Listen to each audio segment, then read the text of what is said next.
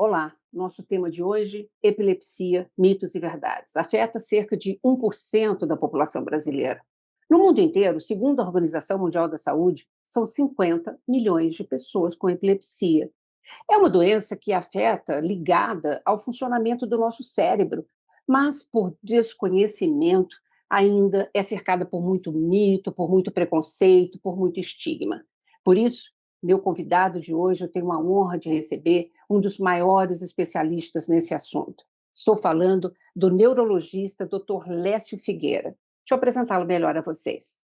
Ele tem especialização em neurofisiologia clínica pelo Hospital das Clínicas da Faculdade de Medicina da USP e em epilepsia pelo Departamento de Neurologia da FEMUSP.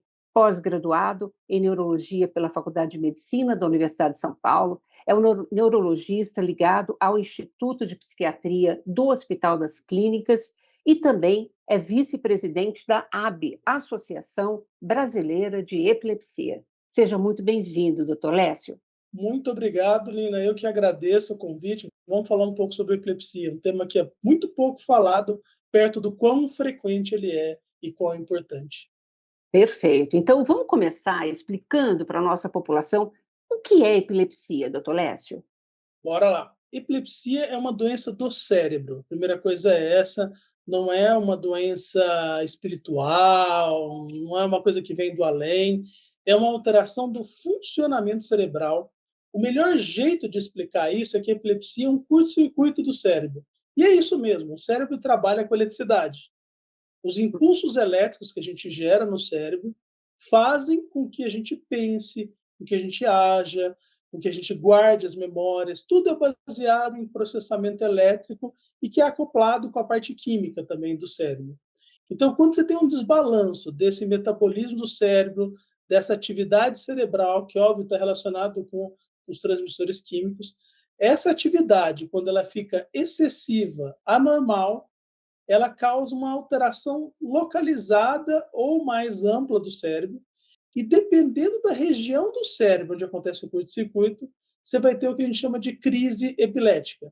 Então, uma crise epilética é um sintoma de uma ativação anormal, em geral excessiva, do cérebro, e se ela for bem localizada numa região, por exemplo, que é motora, que faz a parte de movimento do corpo, você vai ter uma crise em que seu braço começa a pular e mexer sozinho.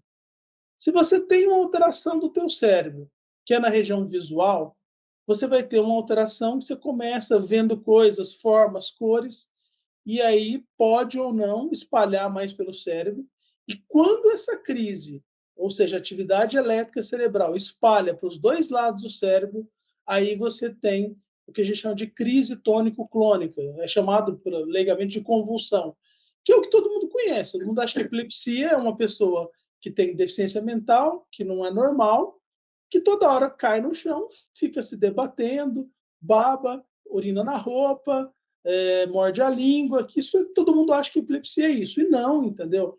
Esse é um dos tipos de crise que pode acontecer na epilepsia. Existem vários tipos de epilepsia, existem várias causas, a gente pode falar um pouco mais, se você quer direcionar, baseado no que eu falei agora, né? Eu quero sim, doutor. Que bom que o senhor já explicou para a gente que são vários os tipos de epilepsia, que a depender do local são determinados sintomas. Mas causas, o que causa? Ou são várias causas diferentes e vários tipos diferentes de epilepsia? Então, assim, para você ter uma crise, primeira coisa que é um mito, você não precisa ter uma lesão cerebral. Mais da metade das pessoas que têm epilepsia, a gente não identifica nenhuma lesão nos exames de tomografia ou ressonância. Porque para ter epilepsia, como eu disse, é uma alteração do funcionamento. Essa alteração do funcionamento pode ter uma lesão que causou ela. Pode ser um AVC, essa é a principal causa de ter epilepsia, por exemplo, em pessoas com mais idade, em idosos. Pode ser um tumor cerebral, pode ser uma sequela de uma infecção cerebral, a gente chama de encefalite ou meningite. Em geral, encefalite, porque teve que pegar o cérebro para poder causar isso. Pode ser uma sequela de um acidente, de um trauma de crânio. Depois de ter batido a cabeça, você faz uma cicatriz no cérebro, uma hemorragia que levou. Mas existem epilepsias que são causadas por alterações genéticas. em que a pessoa tem um cérebro que você olha pela ressonância, que é o exame que a gente consegue ver melhor a estrutura cerebral, e não tem nada de lesão, mas tem uma alteração lá na membrana da célula do neurônio.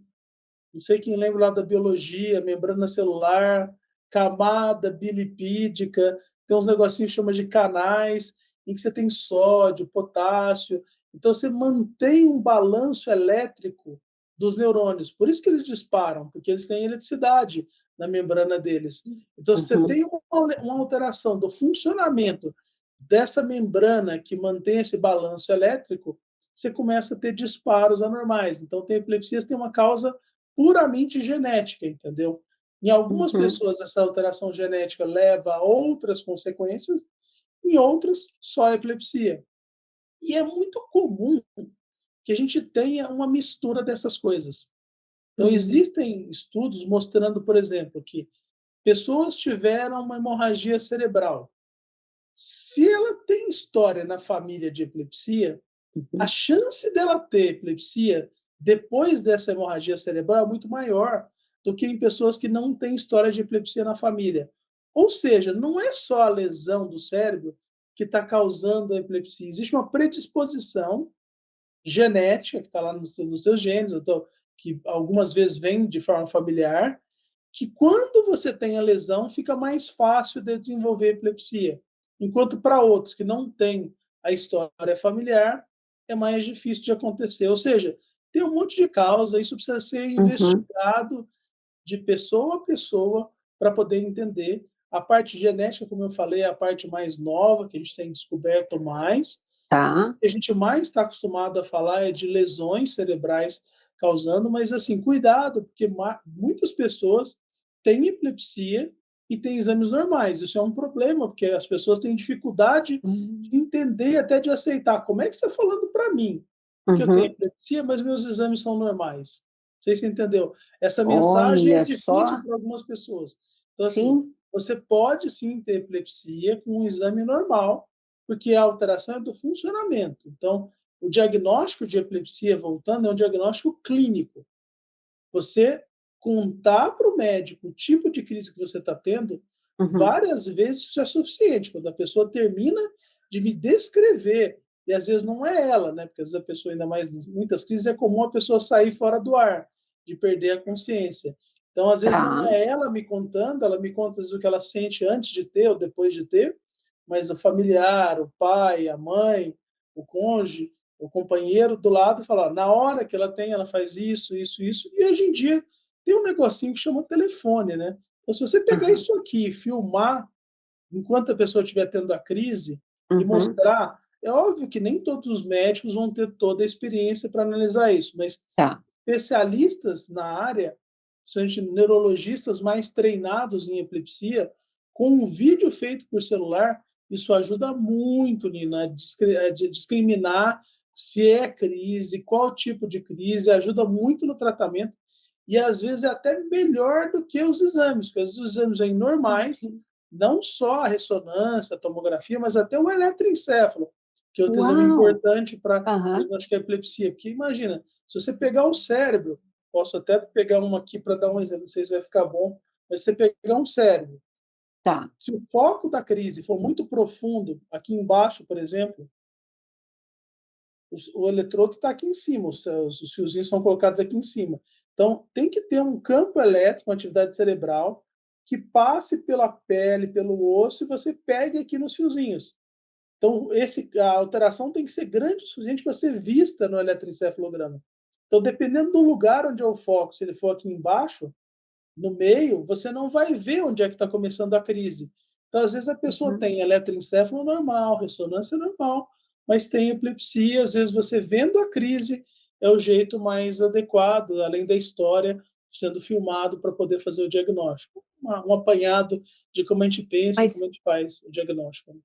mas que alerta mega importante, doutor Lécio. Inclusive, assim, eu preciso ter uma única crise ou eu preciso ter mais de uma crise para esse diagnóstico ser fechado?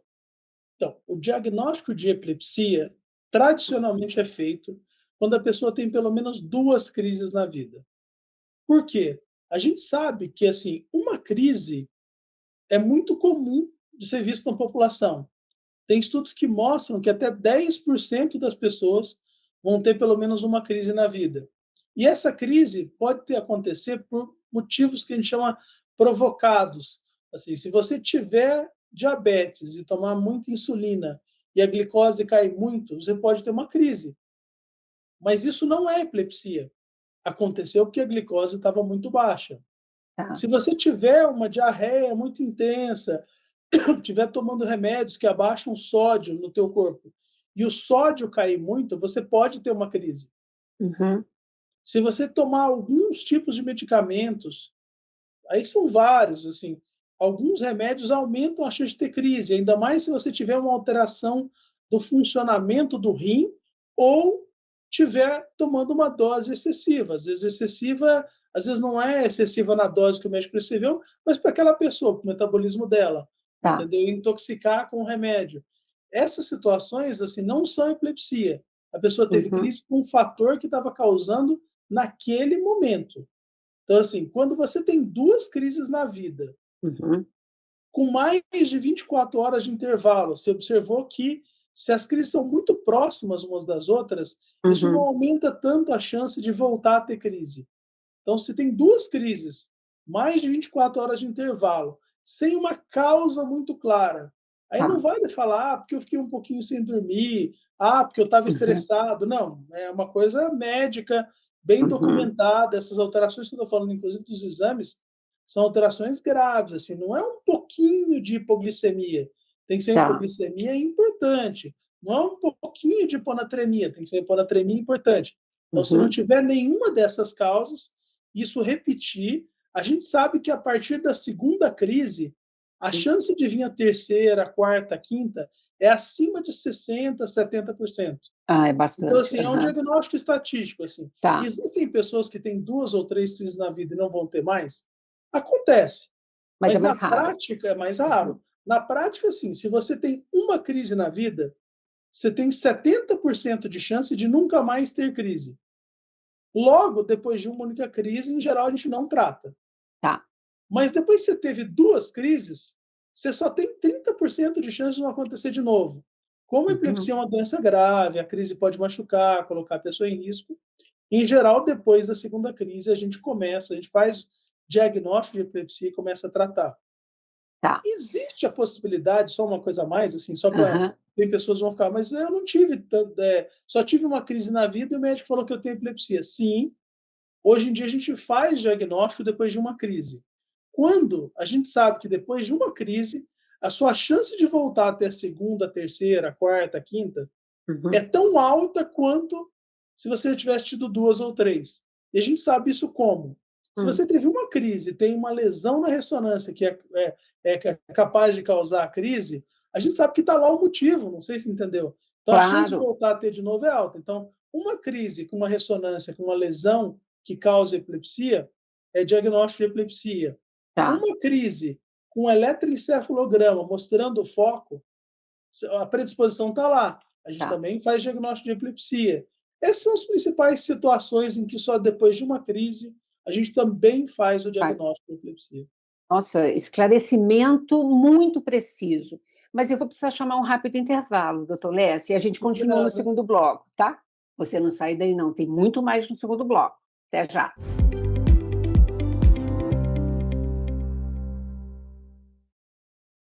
Caso você queira enviar perguntas ou sugestões, é só apontar o seu celular no QR Code que está aparecendo aí na sua tela.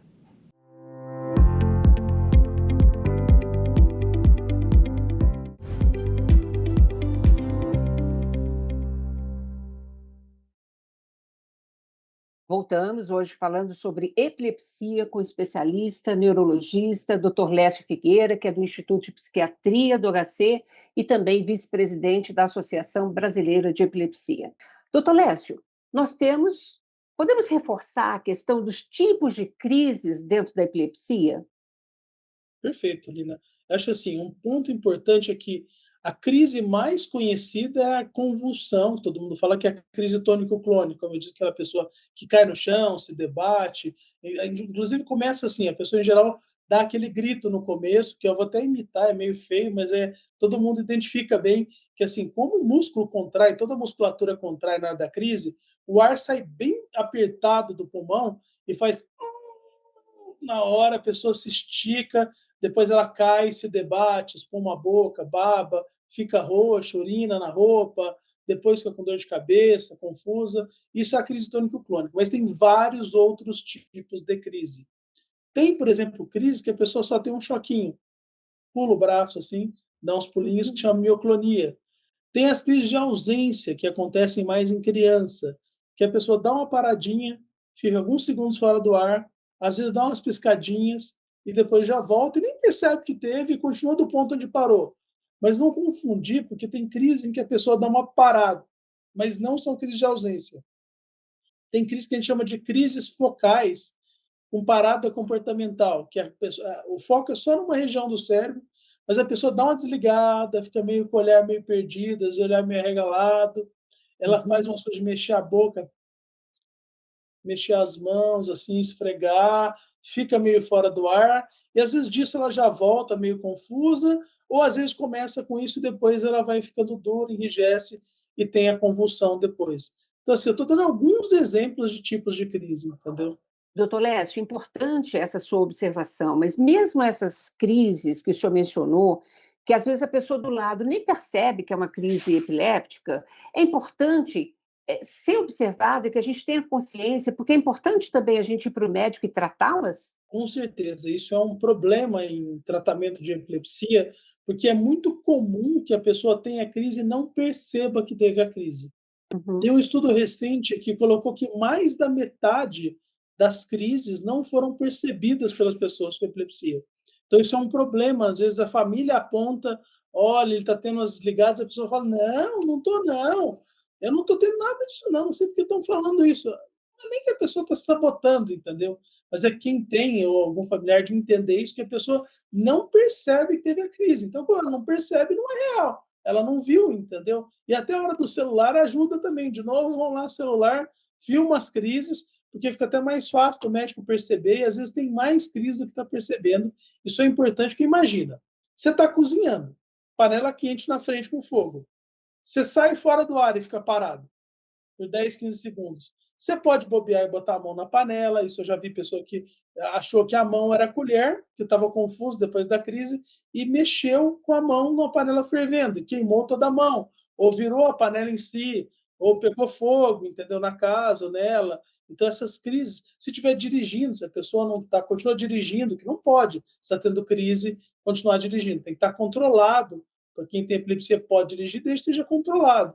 Mas se ela está dirigindo e dá uma saída fora do ar por 15, 20 segundos, isso é suficiente para causar um acidente, entendeu? Então tem que tomar Uhum. muito cuidado com essa questão. Doutor Lécio, já que estamos falando de crise, como é que a gente lida se a gente está diante de uma pessoa que tem uma convulsão? Então, para responder isso, Nina, assim, a gente criou um acrônimo que chama CALMA. Então, a palavra é calma na hora, entendeu? E o calma, cada letrinha significa alguma coisa. O C do calma é coloca a pessoa de lado. O A é de apoia a cabeça, entendeu? Então, nessa hora, você vira a pessoa de lado, apoia a cabeça para não ficar se batendo. Não adianta segurar os braços e as pernas, porque a pessoa vai se debater, você vai só se machucar ou machucar ela. Então, é só apoiar a cabeça para não ficar batendo e de lado para a saliva escorrer. E como tem a salivação, ela escorre. Não adianta tentar abrir a boca, destravar os dentes. Você não vai conseguir, vai machucar ou tua mão, machucar a pessoa, te arrancar dente nessa hora. O L do calma é localiza os objetos para tirar, afrouxa a gravata, se tiver, tira óculos. Se está batendo em alguma coisa, puxa para o lado para não ficar se debatendo, porque a pessoa fica, se for a convulsão, tendo os abalos. E o Uhum. M é de monitoriza o tempo. Olha para o relógio. As crises duram menos do que 5 minutos. Para quem está do lado, parece uma eternidade. Eles falam que dura 10, 15, não sabe dizer quanto. E a pessoa fica desesperada, ainda mais quando é alguém que você gosta, que está tendo uma crise. Então, assim, a crise dura em geral 1 ou 2 minutos. Então, olha para o relógio, porque se a crise estiver passando do que isso, se a gente chegou perto de 5 minutos, ela não vai parar sozinha, provavelmente, mas é de relógio. Assim, não é mental, porque o tempo mental na hora engana. Se passou de 5 minutos, 192, SAMU, liga para o socorro, avisa que a pessoa está tendo uma crise, avisa que você está olhando para o tempo, que já passou de 5 minutos, que eles vão tentar priorizar, obviamente, o resgate, porque tem muitos chamados, então você tem que saber, porque depois que passou a crise, não tem por que ir lá um médico correndo do SAMU, um resgate para poder pegar, ainda mais se a pessoa já tem epilepsia diagnosticada, Tá. entendeu? O A Uhum, final é justamente sobre isso, acompanhe a pessoa até ela acordar. Falar uhum, com calma, não deixar ela levantar e cair na hora, de se machucar é importante, mas não fica segurando a pessoa, entendeu? Não fica prendendo, porque a pessoa acorda meio confusa. Então, se você fica segurando muito ela, falando alto, ela acha que está acontecendo alguma coisa errada, ela reage como se fosse perigo, entendeu? E pode uhum. empurrar, e pode ser agressiva. Então, se Tá. você ficar com calma, só não deixar ela cair, se machucar, se ela quiser levantar, deixa ela levantar, só fica do lado para não deixar ela cair. Se ela tropeçar, para ela ir para um lado de uma escada, fecha a porta para ela não sair, dela fica só naquele ambiente, vocês entenderam? Para Claro. não se machucar. E óbvio que se a pessoa se machucou, bateu a cabeça, teve alguma coisa, ou é a primeira crise da vida, tem que chamar o SAMU, tem que levar para o hospital também. É isso que tem que fazer na hora de uma crise, entendeu? Mantenha Muito. a calma e use Uhum. o calma. Olhem nas mídias sociais da Associação Brasileira de Epilepsia, está lá o desenho com todo o esquema. Depois, se vocês puderem apresentar também, talvez divulgar, isso é importante, é um serviço importante do que fazer na hora de uma crise. Nossa, perfeito. Vamos divulgar com certeza absoluta, doutor. Agora, eu queria falar um pouquinho também sobre tratamento, né? Uhum. Existe muita dúvida. É possível tratar a epilepsia? Os tipos de crises, inclusive esses que são mais aparentemente mais leves? E é possível tratar mesmo a pessoa que tem uma, duas crises assim, que convulsiona? É possível a pessoa levar uma vida normal, casar, ter filhos, trabalhar, enfim, que é uma dúvida muito comum. Com certeza é. Isso é o que acontece para a maior parte das pessoas. Aí a gente entra num problema importante da epilepsia, que é preconceito e estigma. A maior Uhum, parte das pessoas com epilepsia controla suas crises, fica bem obrigado, mas precisa usar remédio.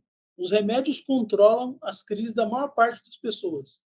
De cada tá. 10 pessoas com epilepsia, em torno de 7 pessoas, 70% quase delas, vão ficar completamente sem crises tomando medicamentos, entendeu? Então, Uhum. assim, só que quem tem epilepsia, que tomou seu remédio e está controlado, não fala que tem epilepsia, por causa do estigma. Por Então, causa do vocês preconceito. não sabem o tanto de pessoas que tem no Brasil com epilepsia do seu lado, e é muito comum quando eu pego uma pessoa, explico para ela que ela tem epilepsia, começo a tratar, e ela volta depois na segunda consulta e fala: doutor, depois que eu fui falei para os meus parentes que eu tinha epilepsia, eu descobri que tem uma prima, mais um outro não sei o quê, mais um amigo de não sei quem, mais um amigo meu que tem epilepsia. Quando eu falei, eles me contaram que tinha também. Não sei se você entendeu.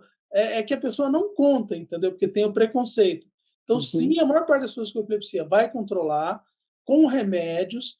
A maior parte das vezes os remédios precisa tomar por muito tempo, às vezes pela vida toda. Muitas pessoas precisam, a predisposição está lá, entendeu? Que o chip para ter crise está lá, ele não foi Tá. embora. Então precisa continuar tomando remédio, principalmente quando a epilepsia começa mais na vida adulta, quando teve bastante crise, demorou um pouco para controlar, precisa manter o remédio. Não tenha esse medo, vamos tirar o remédio, porque assim, o risco da crise é maior do que o risco do remédio. Se você estiver acompanhado por um médico, fazendo acompanhamento periódico, exames regulares, em consulta, não é só pegar receita. As pessoas acham que tem Uhum. epilepsia, eu só preciso lá pegar a receita. Não, você precisa ser acompanhado por um médico. Se você for acompanhado, tratado, seguido, a maior parte fica controlado, toca a vida, pode casar, vai estudar. Tem vários Uhum. pacientes que são médicos, advogados. Tá? Não dá para ser piloto de avião.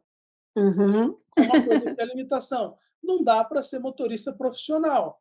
Mas se você ter o carro e dirigir, se você está controlado há mais de um ano, tomando o remédio direitinho, sem crise, você pode dirigir e pode fazer as coisas normais da vida, não tem nenhum impedimento.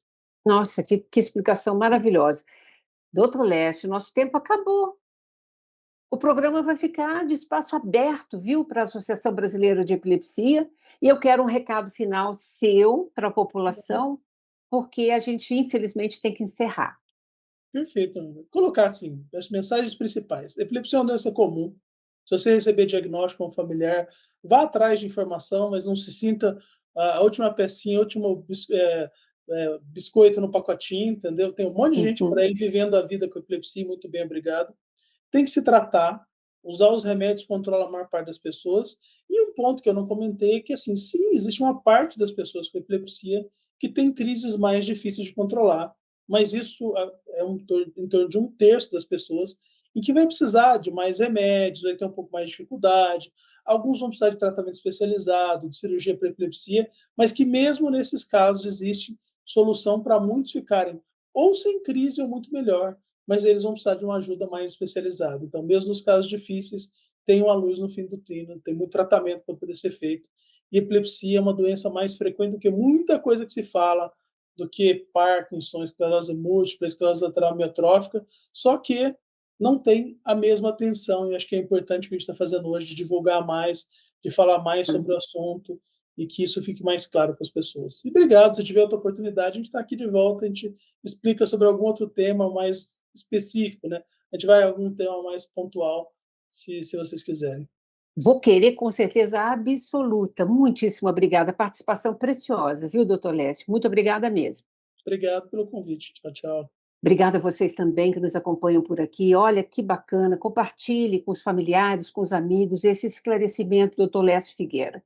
Se você quiser rever esse programa ou qualquer outro, por favor, nos acompanhe nas redes sociais e no canal do YouTube, tá bom? Beijo grande. Rede Câmara São Paulo, sua conexão com a política da cidade.